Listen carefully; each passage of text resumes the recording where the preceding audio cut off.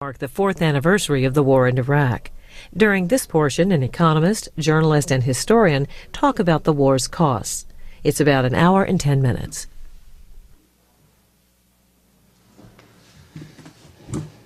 Good morning. I'm Chuck Sturger. I want to welcome you to our teach-in on the Iraq War 4 years later. Younger people especially have been asking me often in the last few weeks, what's a teach-in, Chuck? And I've told them that it's not the same as a class or a seminar or a conference. Those familiar and justifiably precious experiences in academia are ones that try to expand knowledge and search for truth in an open, honest, and intelligent way. That's also our goal today. But after 4 years of lies and deceit about this war, a grand propaganda ruse about WMD, the death of now more than 3,000 American soldiers and some 650,000 Iraqis in what has become a bloodbath we have unleashed, complete obfuscation of our imperial plans in the Middle East, of coddling of Israel, of lies over the role of oil, of seeing our liberties eroded in Bush's mad and apocalyptic yearnings, and of the sniffling press never standing up to power. It is time, indeed past time, to shift the name of our academic discourse from seminar to teach-in. The goal remains the expansion of knowledge and the search for truth. But what is added to a teach-in is the goal of consciousness raising. You must remove your blinders in the age of George Bush in order to see anything. A teach-in is fluid, maybe a little unruly. So God bless unruly. I'm sick to death of being ruled by old white men in dark suits and white shirts with little decal American flag pens on their suits. A teach-in is, I've been asked also a lot in the last few weeks, is a teach-in open and free? And I've always said, of course it's open. A teach-in is open to anybody, and we encourage anyone to come, even though we're living in chains in the Bush administration. Thomas Jefferson said that we need a revolution every 20 years. I think we're long overdue. I am an historian. I'm also a psychoanalyst. And the first principle of healing is do no harm. The Bush administration never learned this. We are now in much greater peril because of what this administration has done to fight terrorism than if they had done absolutely nothing in Iraq. Barack Obama said, I don't oppose all wars. What I am opposed to is a dumb war. Senator James Webb has said, we trusted the judgment of our national leaders. We owe them our loyalty as Americans and gave it. But they owed us sound judgment, clear thinking, concern for our welfare, and a guarantee that the threat to our country was equal to the price we might be called upon to pay in defending it. Instead, we are left with tears and death stretching to an indeterminate future. I'm also a military father. My oldest son was in the Gulf War on the front lines, in fact with the 7th Corps invading. And my youngest son is currently in the Army in Camp Anaconda near the Balad Air Force Base north of Iraq. My oldest son made it home fine, but I've often thought that life is filled with contradictions. And if my youngest son were killed in this rotten war, I don't know if I would ever fully recover. Can war ever be anything but rotten? Maybe. A free society needs its warriors, but it doesn't need cannon fodder to fight the wrong war in the wrong place at the wrong time. Thank you.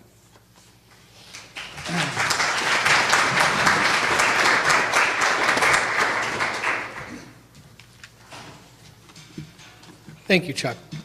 I'm Michael Flynn. I'm the Associate Director of the Center on Terrorism, and Chuck and I have worked along with Andrea Matten to organize this event. I just have a couple comments at the beginning.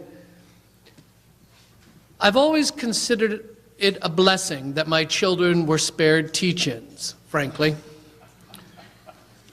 This is from one of the many pro-war intellectuals who declined our invitation to participate in this event. An enthusiast of not only our invasion and occupation of Iran, he is also an advocate for expanding the war to include Iran and beyond. Given that he welcomed a future invitation to speak at a less politically charged event, I imagine that he thought this event would be more a carnival than a symposium. Given his neoconservative orientation, I imagine he was probably thinking that we were guilty of trying to resuscitate a regrettable practice from the tasteless and disastrous 1960s. In his mind, this event would most probably be deeply estranged from the principles of probity that he and his fellow think tank intellectuals deem necessary for political discourse. I'm afraid, though, that the parties in this new century, given to excess and destructiveness, to extremism and prelection, are not those on the political left nor the peace movement. But his response raises an interesting issue, something that requires addressing. Why sponsor such an event? At our center, we are quite clear that the university serves in the public trust. Given the zeal for privatization of just about everything, be it capital, education, urban space, transportation, incarceration, security, or war making, this may seem to be an antiquated or perhaps simply quaint notion. But it's something that we at CUNY hold fiercely dear. In her remarkable essay on truth and politics, Hannah Arendt comments on the readiness of politicians to lie. And this is a quote. Highly respected statesmen like de Gaulle and Adenauer have been able to build their basic principles on such evident non-facts as that France belongs among the victors of the last war and hence is one of the great powers, and that the barbarism of National Socialism had affected only a relatively small percentage of the country. All these lies, whether their authors know it or not, tend to violence and to destroy whatever it has decided to negate, although only totalitarian governments have consciously adopted lying as the first step to murder. Arendt's indictment of lionized figures is most instructive, as that it insists that falsity is not simply the province of the hack or the mouthpiece. The lies of the Bush administration belong to the realm of fantasy and legend. Unfortunately, we must contend with them in common time. This war has been underpropped and rationalized by a predatory swarm of lies, the consequences of which are still unfathomable. Arendt was also quite clear that modern society has two institutions dedicated to protecting and promoting truth. One is the judiciary, the other, the university. The efforts of the Bush administration to eviscerate the judiciary have been fully adumbrated and require contravention. The assault on the university has received far less coverage, but is no less dangerous. In Arendt's treatment of the modern political lie, she refers to lies regarding wartime conduct. Lies exaggerating one's military prowess or minimizing one's complicity with barbarism and cruelty. Lies that were adopted and accepted by a political and social structure that was democratic in name and principle. I mention this because I'm deeply disturbed about the widespread practices of cruelty and barbarism performed in the name of security. The torture, the rape, the murder, and the illegal detention of civilians, just to name a few. I would also include here the treatment of soldiers at VA hospitals throughout this nation, not just Walter Reed.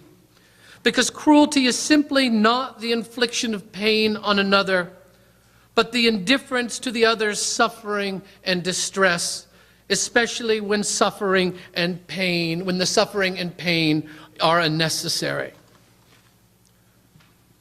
Throughout this day, our speakers will be very critical of American foreign policy, militarism, and the failures of the mainstream media and the lack of loyal political and social opposition.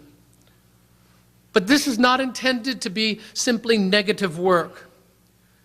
If we are to regain our standing as a decent nation in the community of nations, much has to be undone.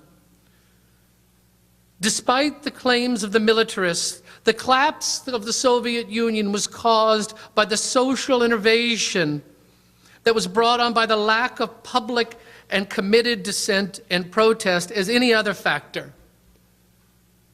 Democracy requires such practices, and any authentic affirmation requires critique. In his book, Official Knowledge, Democratic Education in a Conservative Age, Michael Apple writes, "A serious education cannot be neutral. It has to be based on a set of ethical principles and political principles, one that overcomes immobility and fatalism and enables learners to become subject of their own lives and histories." Given the mission of this College of Criminal Justice, we are particularly interested in protecting the principles that serve as the foundation of any open and civil society.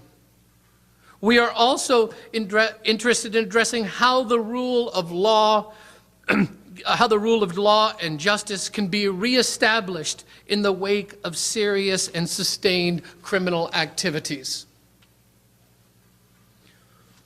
President Bush has stated that a college education, and here I quote, should teach respect and understanding and goodwill. Mr. Bush, I think, is suffering from diminished expectations. A college education must accomplish far more than this. At the very least, it should require the critical self-examination and examination of one's own cultural heritage and societal practices that serve as the prerequisite for what Martha Nussbaum has named world citizenship. It should also provide students with the tools to identify the structures of power and domination and cruelty and barbarism, and the courage to apprehend them when necessary. This, quite frankly, is the reason for this teaching. Thank you. All right, we're going to begin with our first panel, the war and its costs. Jed Abrahamian has not shown up, so where's Jed? Oh, there's Jed. Oh, sorry, at the other end of the table. And the panel is with Ray McGovern, Chris Hedges, and Jed Abrahamian. Just very briefly, because we have slides sort of tell you as they talk who they are. That's the idea, to keep introductions to a minimum. Ray McGovern is a very, very distinguished ex-CIA agent, has become, he's on television every other day and in the New York Times, and is a important voice in this country for honesty from those, honesty and justice from within the community of those responsible for trying to keep us safe from dangers abroad. Chris Hedges is a Pulitzer Prize-winning journalist, has written 2 path-breaking books, War is a Force That Gives Us Meaning, which has provided meaning to a whole generation of young people, I think, and his recent book, American Fascist, which I'm sure he'll talk about, and Jed Abrahamian, who's a historian of modern Iran. Jed and I have been on panels for about 20 years. I'm glad he made it.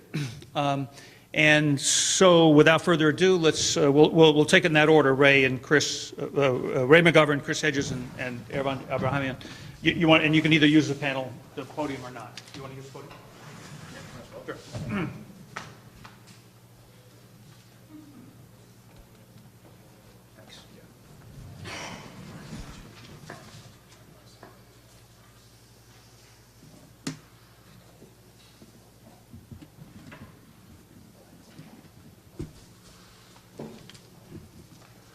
Good morning. I would be less than frank were I not to start out by saying how honored I feel to be on this distinguished panel. Take Chris, for example, Pulitzer Prize-winning journalist for the New York Times. My grandfather, who had a third-grade education in Ireland, used to still read the New York Times, as he put it, black and white, every day. I am reminded also of the temptation to feel a little bit too honored by being in such distinguished company. And I'm reminded of my grandmother, my Irish grandmother, who used to be very careful that her son not be put on the high hat. You see, he had a college education, like many of you do, and he got to be a lawyer, and then he got to be Chancellor of the Board of Regents. And as the State University limousine came to pick him up at our little place in the Bronx, she would yell after him, "Now, Joseph, don't put on the high hat." It's a historic day, folks. There will be a vote in the House of Representatives, and in the balance is whether we continue this war with another 1,000 or 2,000 U.S. young people killed or not. I think that there's a very clean way out of this. There's a provision that very courageous African-American representative from Oakland, California, Barbara Lee, who was the only one, incidentally, back in 2001, after 9/11, to vote against giving the president unlimited authority to wage war wherever. She's got a very sensible provision which says, sure, $100 billion, sure, fund it, but make sure that it is used exclusively to bring our troops home by the end of this year. Now, everyone agrees, everyone who's honest agrees that, defeat is not an option. It's a certainty. The way this thing has been run, the way it's been conceived on a pile of laws, it is a certainty.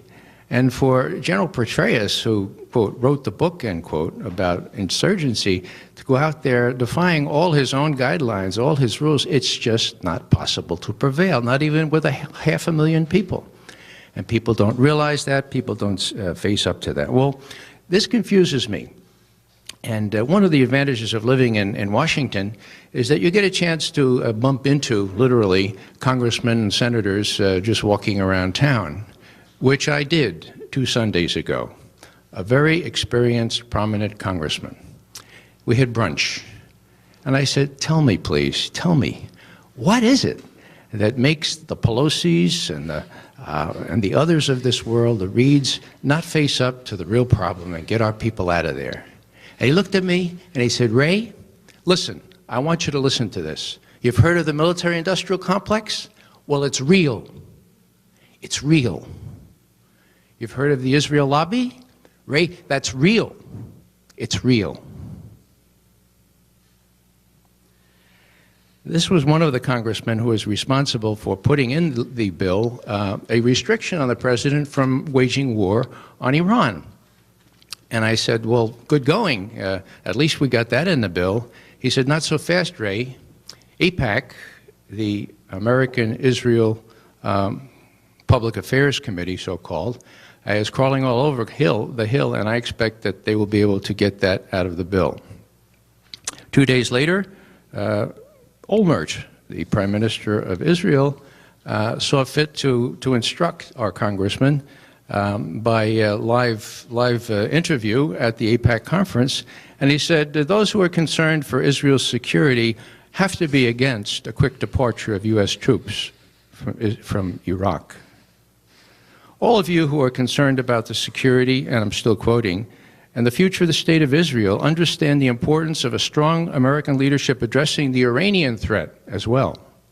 And I'm sure that you would not want to hamper or restrain that strong leadership unnecessarily. Hamper? Restrain? That provision simply mentioned the constitutional prerogative of the Congress to declare or otherwise authorize war. And this reminds me of Dean Rusk. Many of you too young to remember Dean Rusk, but he was Secretary of State in the 60s.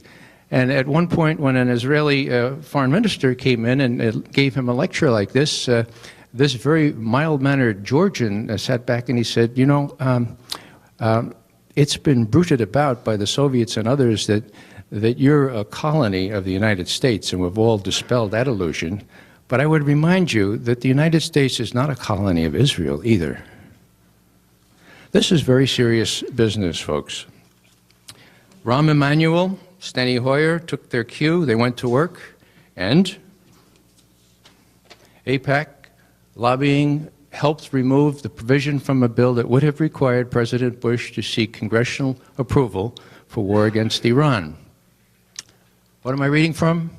JTA, the global news service of the Jewish people. I'm not making it up. So they're taking credit for this. Now, why do I home in on this? Because it's an issue that's highly relevant, and it has to do with both Iraq and Iran, as I think I've demonstrated, and it's different. And for some reason, it doesn't get discussed much. So I'm going to discuss it. Let's take off from Khalid Sheikh Mohammed. He's been very much in the news, hasn't he? Yesterday, I'm told by the Daily News that he confessed to being responsible for global warming. That's a joke. Well, you know, in the midst of the preparation of this 9/11 Commission cover-up report, he was captured. And the people drafting the report said, wow, it's our job to figure out why they did this, what motivated them. We got the mastermind, the mastermind that we've identified. Why don't we, yeah, that's a good idea. Yeah, why don't we ask him why he did it? And so they did. And you all know what he said, right? What did he say? Anyone? Wow. You don't know what Khalid Sheikh Mohammed, the mastermind of 9/11, said as to why he did it? Well, you can be excused, perhaps, because it's just one sentence in this 567-page report, and it appears on page 147.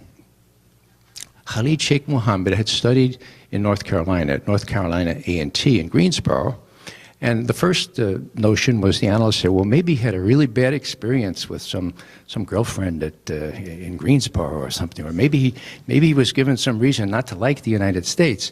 And so we have this very curious sentence on page 147. Khalid Sheikh Mohammed's animus toward the United States stemmed not from his experiences there as a student, but rather from his violent disagreement with U.S. foreign policy favoring Israel. Whoops, wait a second. A little footnote here, footnote 7. Let's see here. I lost my glasses, I'm borrowing some here, but I think I can make this out.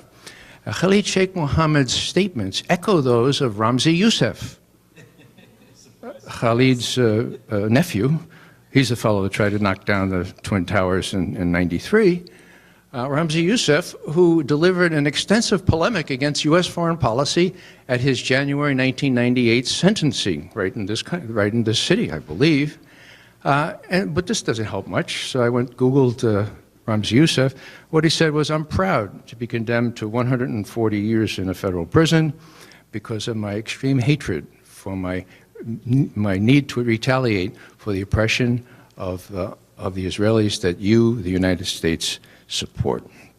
Okay, now what does this all mean? Well, it means that, we really have to look into this aspect of things, and that it's difficult to do, but if you're not running for anything, and if you don't need any contributions, I think your conscience impels you to address that, and that's why I'm doing it. These folks, the drafters of this report, did try to face into that, and it was really very interesting because it was awkward the way they tried to do it. They said, well, now, what are we going to do about the negative views of U.S. among Muslims, not only in the Middle East, but they noted that as of 2003, mind you, support for the U.S. or a favorable view of the U.S. had fallen in Indonesia from 61% to 15%, 1.5, okay?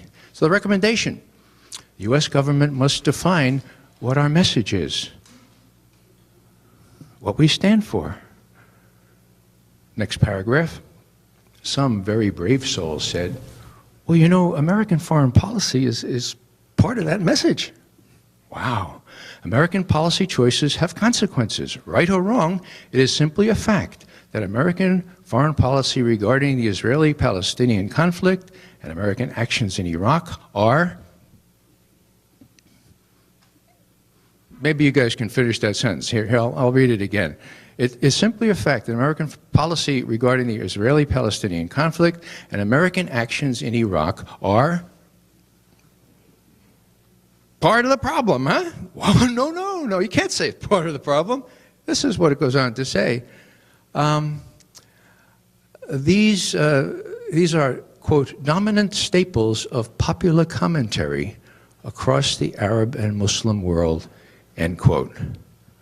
Talk about mealy-mouthed. Talk about being unable to call a spade a spade. I noticed that right off the bat. And now Lee Hamilton and Governor Kane have written a book. And the book is called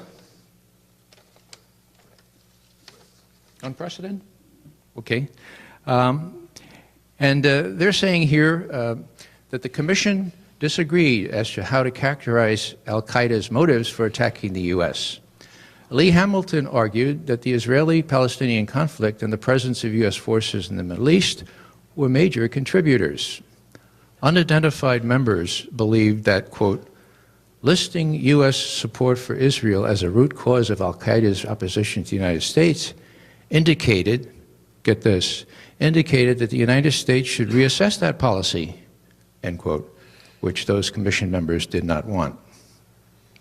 Ultimately, the panel made a brief statement noting, the one sentence I read to you, that U.S. policy regarding the Israeli-Palestinian conflict are, quote, dominant staples of popular commentary across the Arab and Muslim worlds. Folks, we have to face up to that. We have to recognize what the problem is. Part of the problem is, it's not the whole problem by any stretch, but it's a key part of it. And in closing, let me just kind of pick up our spirits a little bit, or at least try to. The old Hebrew prophet Elisha, I don't know if you remember, but when the king of Syria sent down his armies to arrest this guy, he and his servant were looking out, and the servant lost it. He said, what are you going to do? And do you remember what Elisha said? He said, no sweat. I don't know how that came across in Hebrew. He said, no sweat. There are more of us than there are of them. Look to the hills for the horses and chariots of fire.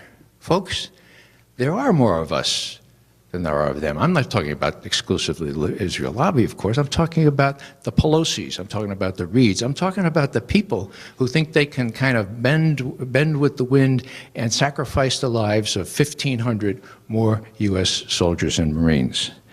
The poet Dante said that the hottest places in hell are reserved for those who remain neutral in times of crisis. Now, I Googled hell yesterday, and I want to tell you that it was hotter in hell yesterday than it was in Crawford, Texas last August. That's pretty hot. So let's mind our P's and Q's. Let's get out there and act like what we are, namely more of us than there are of them. Thank you.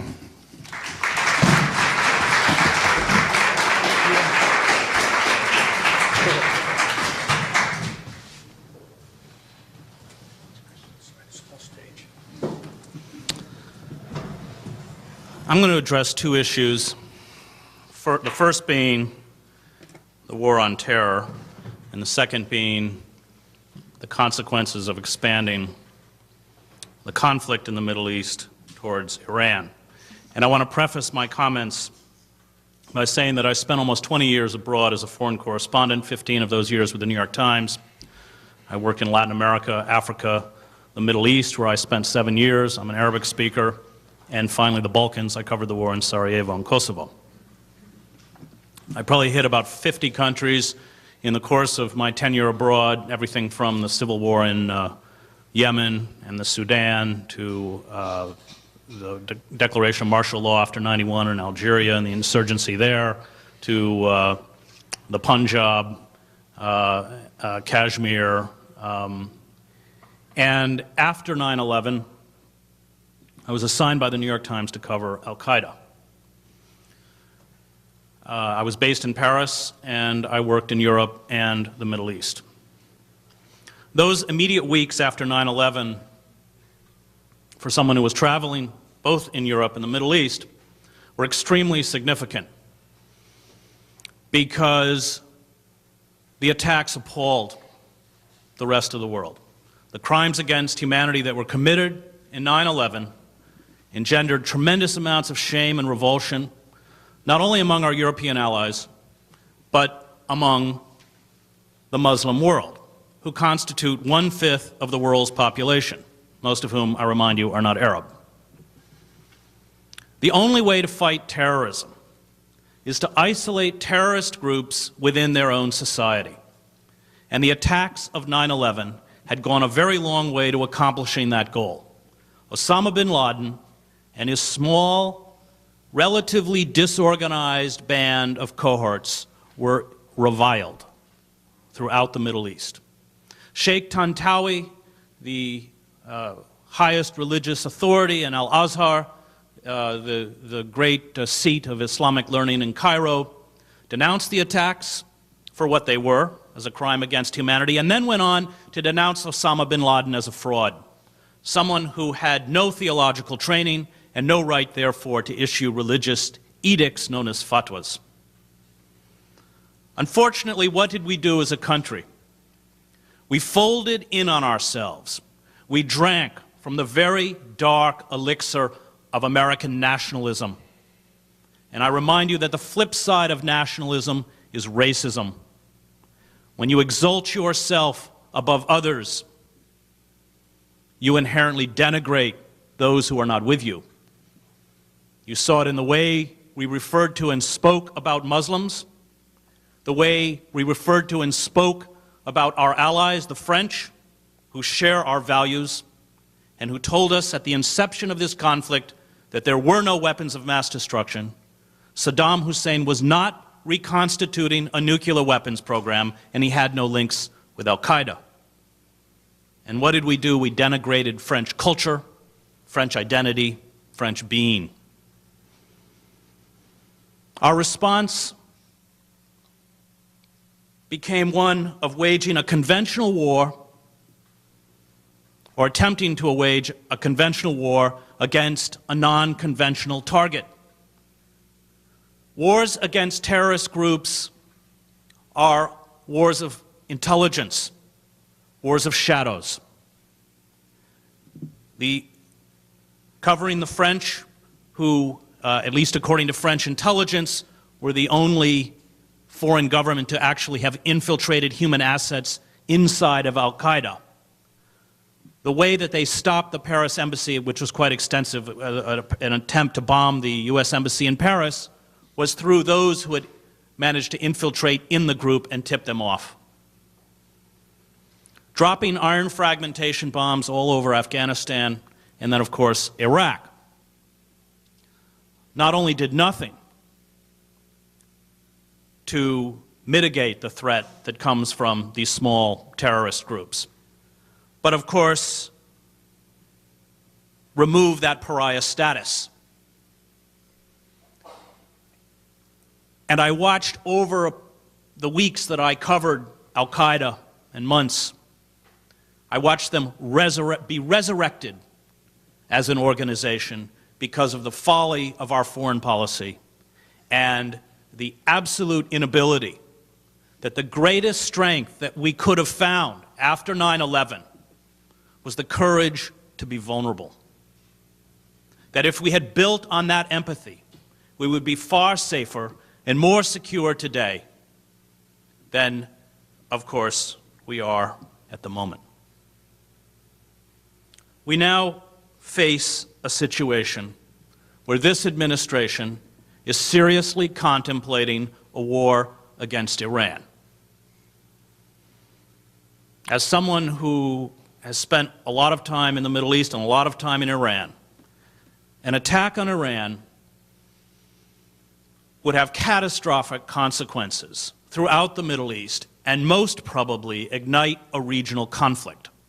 We are already in the midst of a proxy conflict with Iran through confrontations with Hezbollah, Hamas, and then, of course, with the Shiite insurgency in Iraq. There are purportedly teams of special ops units inside Iran finding target acquisitions. All reports are that an assault against Iran would be aerial through cruise missiles, conventional airstrikes, possibly bunker busters. The feeling among the policy planners is that an attack on Iran would ignite a popular uprising against the mullahs who control the country and who are indeed immensely unpopular. Unfortunately, I can assure you that dropping cruise missiles and iron fragmentation bombs all over Iran will be seen by Shiites throughout the region as an assault against Shiism. There are 2 million Shiites in Saudi Arabia, most of whom, or many of whom, work in the oil sector. Bahraini is Shia. Of course, there's a Shiite majority in Iraq. Hezbollah is Shia. And there's a huge Shia minority in Pakistan. The Straits of Hormuz would most certainly be shut down. The Iranians have enough Silkworm missiles to make that possible. And let's not forget that we have 2 battle carrier groups that are now crowded in that narrow space. Many people think that the Bush administration is sitting or placing them there to perhaps even provoke an incident that then would allow them to carry out these strikes. There's very little doubt in my mind that the Shiite forces, certainly Hezbollah in southern Lebanon, would respond. Israel, if it was not actively involved in the attack, of course, which would be a disastrous consequence, will be seen as a legitimate target. Iran does not have the capacity to attack the United States with conventional weapons. It does have the capacity to strike against Israel. Israel would certainly strike back. This could unleash a scenario that comes close to the scenario of Armageddon that many of President Bush's most fervent supporters yearn for. Unfortunately, the consequences for us are going to be devastating.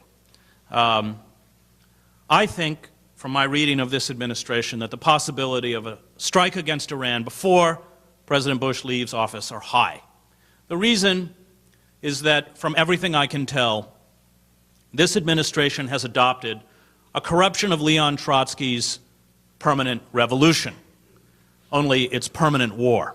But it serves the same purpose. It is an administration that does not use the instruments of diplomacy. It speaks to the rest of the world exclusively in the language of violence. Permanent revolution, as formulated by Trotsky, keeps both domestic and foreign opponents off balance. It is an effective tool to cow dissidents, both inside and outside your own country. And at a time when there is growing unease with the Bush administration and its foreign policy, certainly the war in Iraq, whipping up that nationalist fervor is, I think, an effective, unfortunately, counterweight to the malaise that is gripping our society and the political process. And it works. I've watched it in country after country after country. That euphoria of nationalism is one that suspends critical judgment. It is appealing. It creates a kind of comradeship, a feeling of belonging, a sense of empowerment. When you think back, for instance, on the lead up to the war in Iraq, what did the coverage on the cable news channels, who, by the way, sold us the war and now no longer cover it because it doesn't fit that mythic paradigm that advertisers like? What is it that they talked about? They talked about our weaponry. They brought in retired military who talked about the power of our cruise missiles and, of course, by extension, our own power. And what I fear is that rather than this policy being seen through the transparent manipulation that it is, or for the transparent manipulation that it is, once again, people will pull American flags out and wave them out of the cars and drive up and down the street and begin that kind of herd-like chant of American greatness. I finally, to close, don't expect much from the Democratic Party. I think it's instructive that the only Democratic figure that I know of, and maybe Ray can correct me on this, who has gotten up to oppose going after a major Democratic figure, going after Iran, is Dennis Kucinich. Everyone else has, by their silence or by their sort of tacit acceptance, signed on for a project that has the possibility of bringing to our country not only a conflict that could unravel and create a kind of hydra-headed monster that we can no longer control in the Middle East, but of course ultimately something that will be brought to our own shores as well. Let's remember, an unprovoked attack against Iran under international law allows the Iranians, or gives the Iranians, the right to strike back, and the only way they can strike back on American soil is essentially through acts of terrorism. Thank you.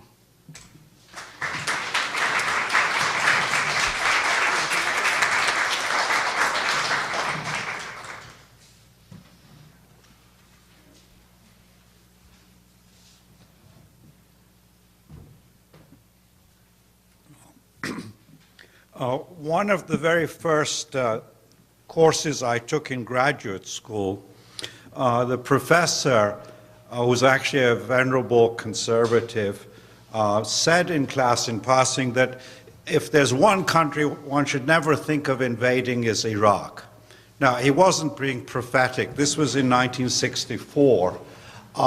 He would never imagine that fellow conservatives would invade Iraq. But he was actually speaking from personal experience of the 1920s when the British had invaded Iraq and had found actually what we're finding now, that Iraq is real hell. Not just hell in an unpleasant place, but a hell with real no exit. The British, as soon as they invaded, found a resistance, guerrilla warfare. The only way they could deal with it was massive bombing of civilians, even using gas. Yes, Saddam Hussein was not the first person to introduce use of gas on civilians. He learned it from the British. The British dragged it out. In fact, the whole invasion was in the British government known as Churchill's Big Folly. It drained British resources. It helped undermine the British Empire. And incidentally, the British really never got out of Iraq. They were booted out, and their puppets who were set up there were literally dragged through the streets. Their bodies were dragged through the streets. And the net result of the British experiment in Iraq was, in fact, in the long run, the rise of the Ba'ath Party and Saddam Hussein. So this is basically the lesson of Iraq, which the professor was talking about. Yet when we came to the whole discussion of whether we should invade Iraq or not, this lesson of history was not brought up at all in the media or in Washington. So what today I want to look at is the question, why was this ignored? Why did we rush headlong into hell with eyes wide shut? I'm not doing it just purely as an historical lesson or historical question, because the same mentality that led us to Iraq, the same mentality exists very much, and it could lead to very much the same type of disasters in future. And I think what's happening now in Iran about Iran is really having learned nothing about Iraq and a repetition of the same thing. The usual easy answer for why they made this mistake would be to say, well, they were stupid. In fact, the chief of staff, when he was talking about Elliot Abrams, one of the masterminds of the invasion, he called him the most stupidest man he's ever met. And I'm sure the feeling was mutual. But really, you can't dismiss the whole problem by saying they were all stupid. By any yardstick we use, these were the brightest and the best of American society. People like Cheney, Rumsfeld, the people running the Pentagon, by no stretch of the imagination, are stupid. In fact, this makes it more of a problem, because if these are the brightest and the best, how does the average American think, and what is their way of mentality? Let's not forget that 70% of the American public actually thought it was a good idea to go into Iraq. Another interpretation of the big mistake is that the invasion was not well prepared, the occupation was not well prepared.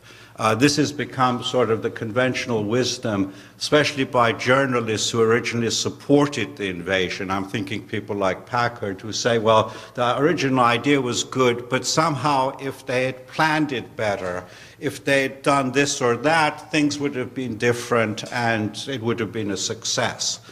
If you think about it, actually, this is absolute nonsense. In the annals of history, there's never been an invasion, an occupation better prepared than this one. If you look back, it was nothing hidden in the newspapers. For a whole year before the invasion, in Washington, there were actually 17 separate committees, over 100 people working full-time on planning on how to actually run the occupation. They had blueprints on how to privatize the oil industry, how to privatize the 20 factories that existed in Iraq, how to privatize even health.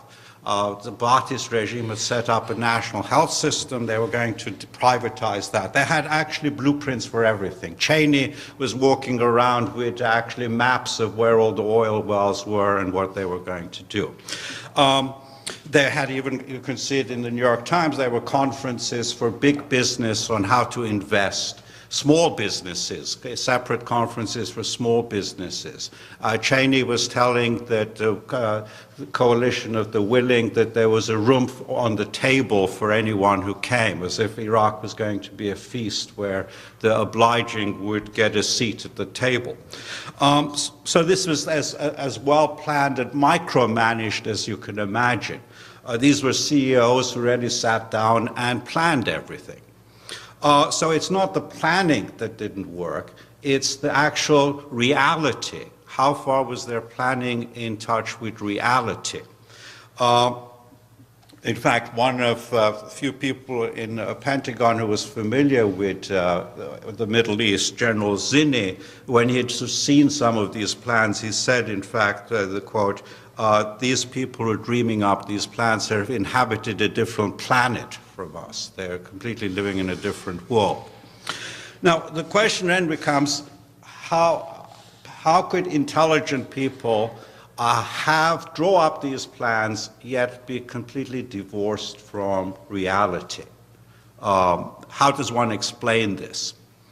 Well, one, I think, explanation is there from what they have themselves said. Here is a quotation from a White House official.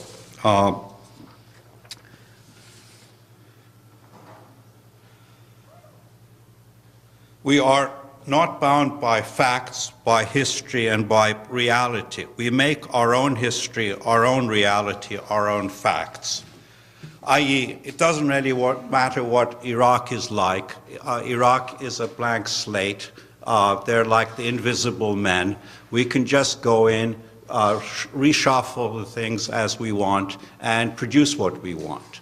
The people at the other end really don't matter. We have the power. We can make the world as we like it. And you find some of the vignettes, true vignettes, that actually illustrate the mentality. There was a panel discussion at Georgetown just before the invasion, and on the panel discussion was Doug Feit, who was one of the architects of the venture, and an official from the State Department. And Doug Feit said, oh, the whole thing would be easy. It's like dealing with a computer. You just go in, take out the disk, which would be Saddam Hussein, you put Chinchelabi, and everything would be fine. It would be a cinch. You find almost anyone you talk to who was involved in it, the idea was as simple as that.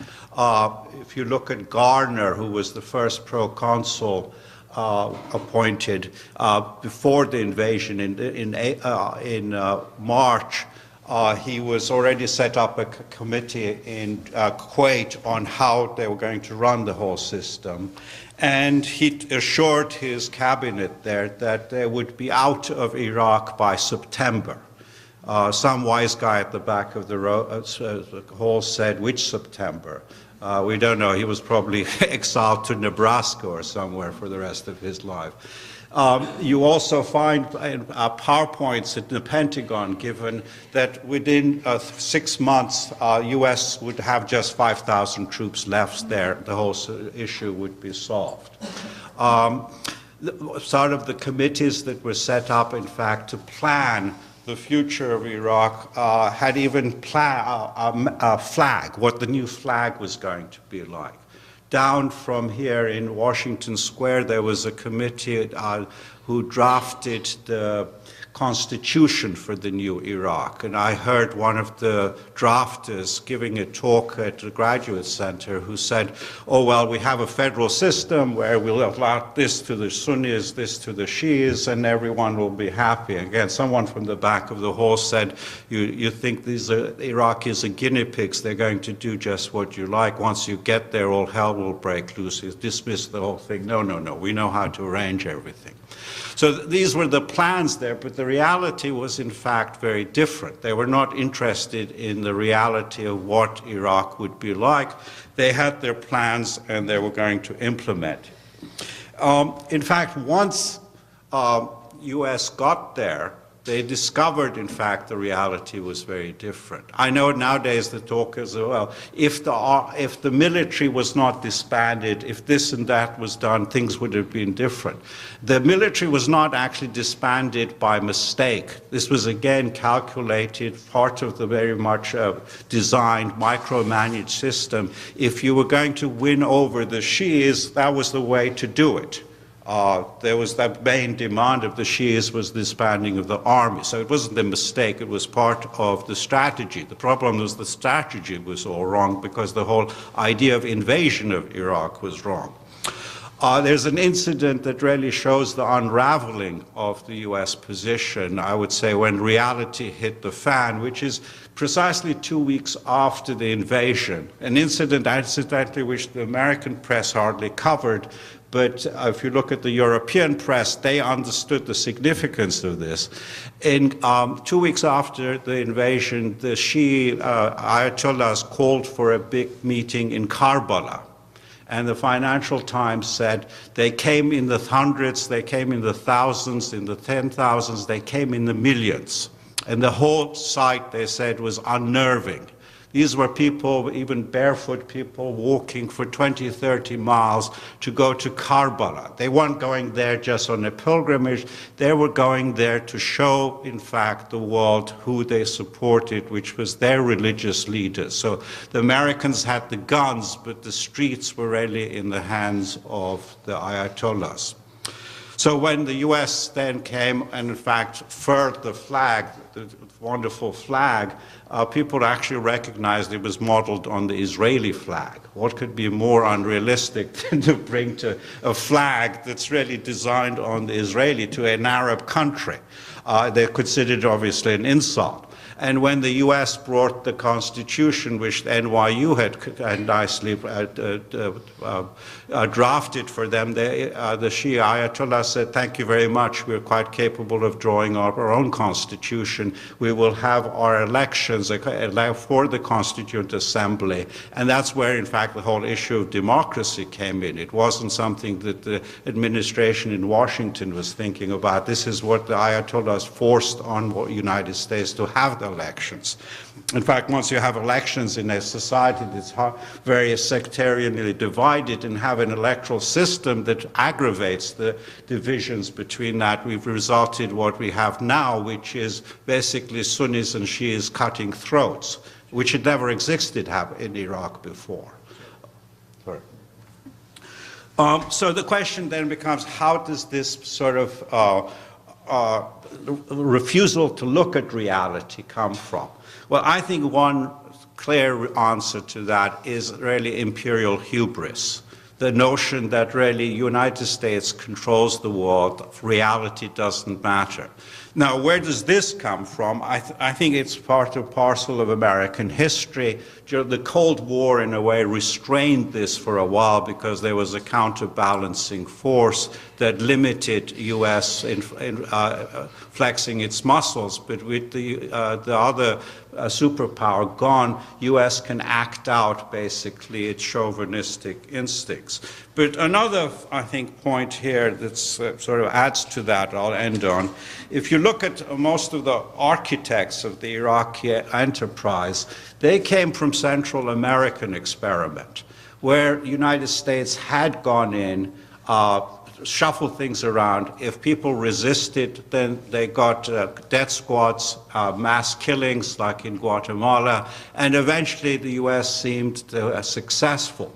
So when in Iraq things didn't work out the way they wanted, in fact, they started talking about the El Salvador solution or the Central American solution, which is a polite way of saying death squads and mass killings. The problem in Iraq is that U.S. has met its match. People in Iraq are quite capable of having their own death squads. They can actually deal with the United States on the same level of mass murder and terror. And here, of course, we're not dealing with just local, one small, tiny states. We're dealing with basically an Arab country with 230 million Arabs throughout the region, people who are willing to volunteer to go and fight. Plus the fact that in Iraq, it's not just nationalism, it's very much nationalism reinforced by religion, which makes it a very potent force. So the net result is that here I think the U.S. has really found itself something with more than it can chew. It's not Central America, it's really the Middle East. I'll stop there.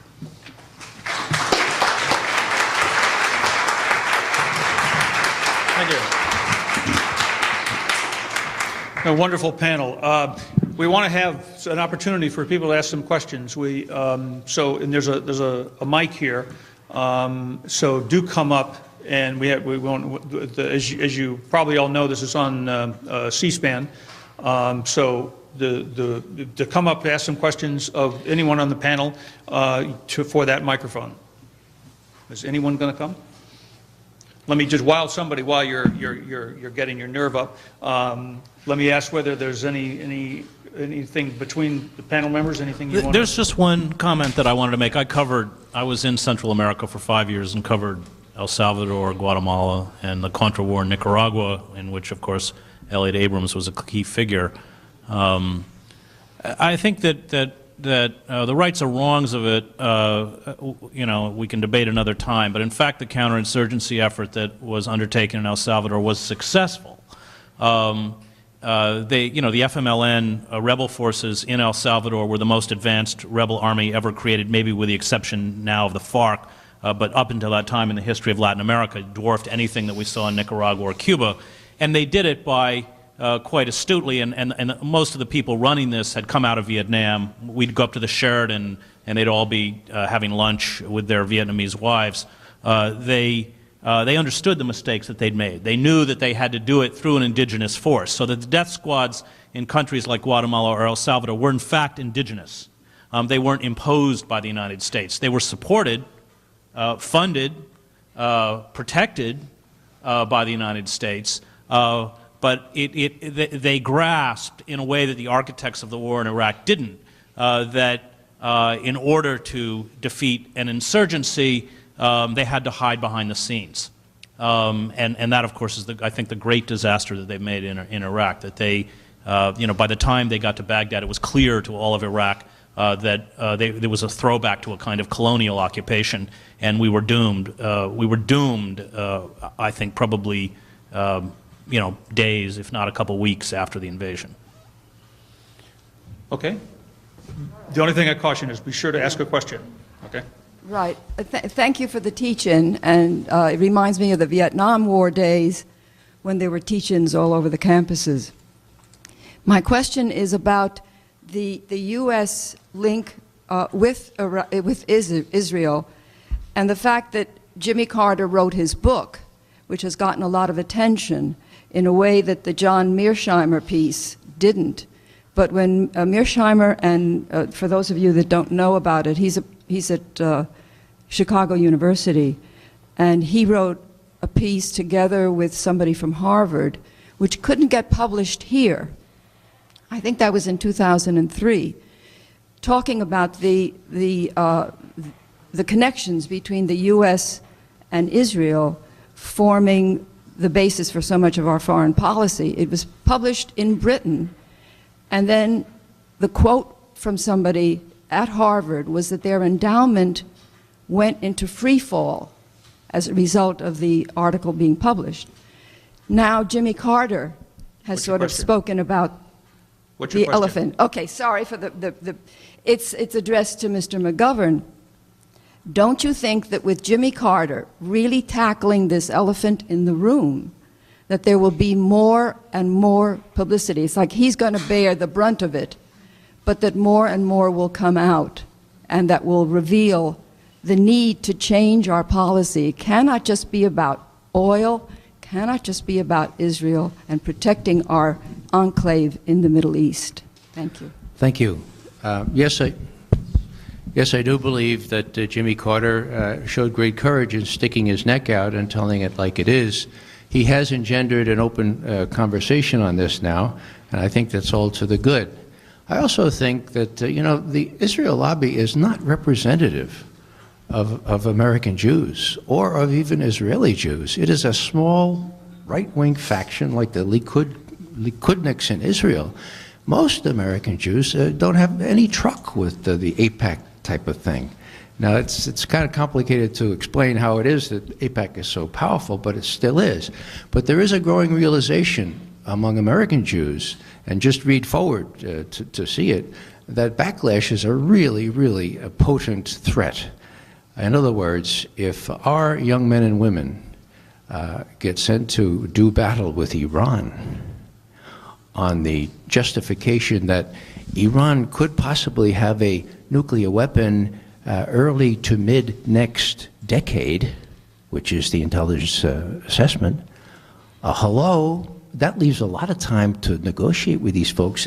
Who is Iran a threat to? Well, it won't be a leap of imagination to realize that the Israelis feel very threatened by one nuclear weapon in the hands of Iran, whereas most people probably know that Israel has 200 to 300 nuclear weapons deliverable by air, sea, and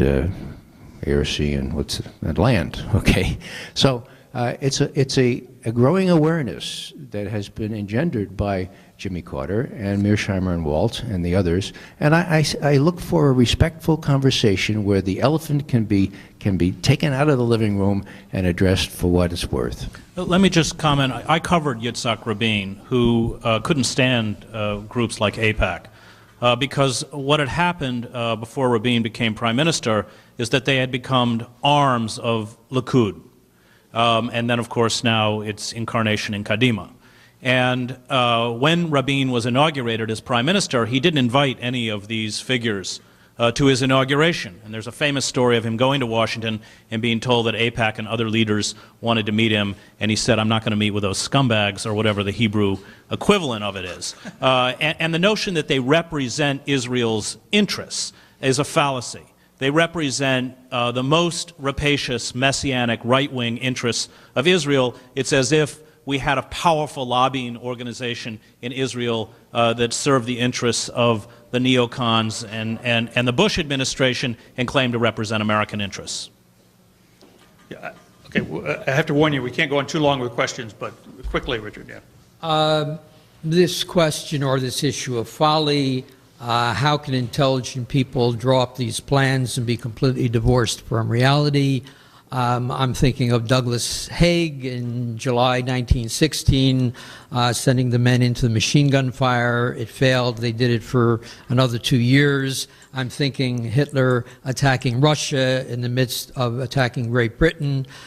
Don't you think our critique at this point in human history has to go a little farther, and we have to begin to abandon the very assumption of rationality, or that people who engage in war know what they're doing? And isn't this really the starting point, not the ending point? How can intelligent people draw up these plans that are so completely divorced from reality, and then we begin a psychological analysis of that very question about the fantasy of war and the irrationality of war? Well, you know, I wrote a book called War is a Force That Gives Us Meaning that addresses precisely that point. And I think the best way to understand it is perhaps to turn to Freud, who talked about the two most powerful forces being eros, that instinct to preserve, protect life, and what he called the thanatos, or the death instinct, that instinct towards the annihilation of all living things, including ourselves. And I think that when you get caught up in the intoxication of war, I think war, having spent years of my life in the midst of it, is the most powerful narcotic invented by humankind.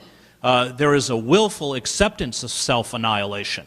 I saw it in Bosnia, and you're precisely right. It is, for me anyway, not a matter of not understanding reality, but being so gripped by the fervor and passion and allure of violence and war that one is willing to accept even their own destruction.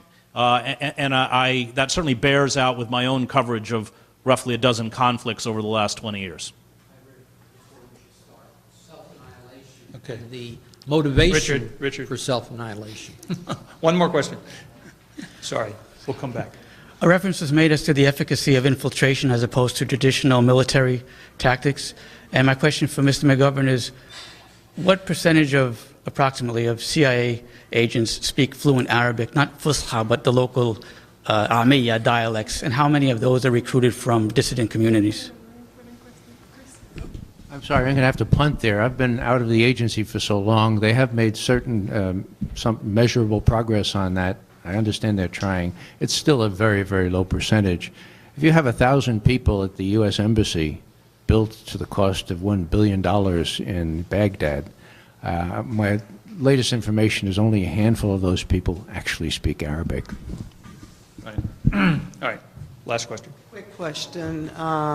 War and its cost is the title of the panel. What I would like from any one of you is to get a sense from your perspective of how many Iraqis have died, how many Iraqis have been maimed, how many Iraqis have been displaced. With regards to our own troops, we get a daily count, whether that's real or not, of the numbers that have died and the numbers who have been maimed by war. So, the Lancet report, which is now actually about a year old, their estimate was somewhere between 400,000 and 600,000. That didn't get much coverage. The only reason it got coverage was when people criticized and said it was faulty. Then it got coverage that it was faulty. But the actual report in Lancet did not get much coverage here. Now, if you look at it, actually, even if you take the lower estimate, 400,000, the methodology used is the same methodology. It's the same people using it who used it in Rwanda and Bosnia. So if their methodology is faulty in Iraq, then it's faulty in the other cases, then we shouldn't be using the other figures either. But what people I've talked to say that actually it sounds like a fairly conservative figure of 400,000 to 600,000 Iraqi deaths. But that's, again, out of date. So by now it's probably reaching 700, 800,000. I think the UN estimates there's 1.5 million people who've been displaced, you know, right? Yeah, I think it's 1.5 million, and about 600,000, according to Lancet. I would just add a riff on that. I mean, I think the Lancet report, which is a medical report in Britain, and the method was the most sophisticated epidemiological kind of work, and the 400,000 to 600,000, give or take 100,000 if you want. At the same time, the Bush administration was saying that only 40,000 Iraqis had died. That was the official government. That's what was being put out. Yeah, Chuck, it wasn't only Lancet in Britain, it was Johns Hopkins University, okay? A relatively reputable university, until recently at least. And, you know, I find it bizarre to be arguing about whether it's, I mean, we have to address the question, but if, does anybody want to say it's only 20,000 or it's only 100,000? These are people who would be alive today were it not for our invasion of Iraq. Whether it's 100,000, 20,000, that's an awful lot of people. And we do well to acknowledge that and, you know, in religious terms, repent, and in realpolitik terms, change course. Excellent.